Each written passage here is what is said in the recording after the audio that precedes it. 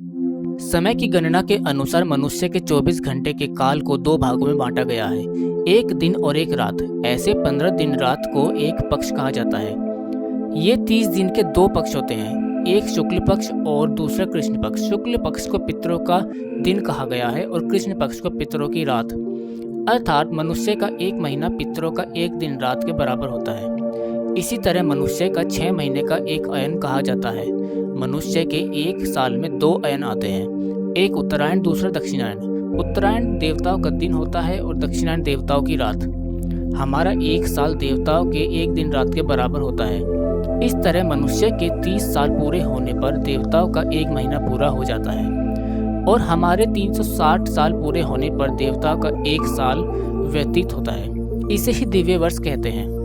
इस तरह पुराणों में सतयुग, त्रेता, द्वापर और कलयुग को क्रमशः 4800, 3600, 2400 और 1200 दिव्य वर्ष का बताया गया है, जो 360 से गुना करने पर क्रमशः 17,28,000, 12,96,000, 8,64,000 और 4,32,000 का होता है। इस तरह एक चतुर्युग 43,20,000 या 12,000 दिव्य वर्ष का बताया गया है। अब यहाँ 71 चतुर्युग का एक मनवंतर है, यह मनु की एक आयु या एक इंद्र की आयु होती है।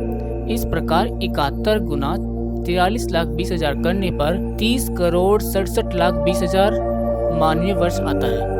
यही एक मनु की आयु है। पुराणों में 28 मनवंतर का ब्रह्मा जी का एक दिन और रात बताया गया है, अर्थात 14 से गुणा करने पर हमें ब्रह्मा जी का एक दिन का मान प्राप्त हो जाएगा, जो 429,40,80,000 मानवीय वर्ष का होगा। इसे ही एक कल्प के नाम से जानते हैं, अर्थात इतने ही वर्ष की ब्रह्मा जी की रात्रि भी कही गई। तो कुल मिलाकर 858,81,60,000 वर्ष का ब्रह्मा जी का एक दिन रात व्यतीत होता है।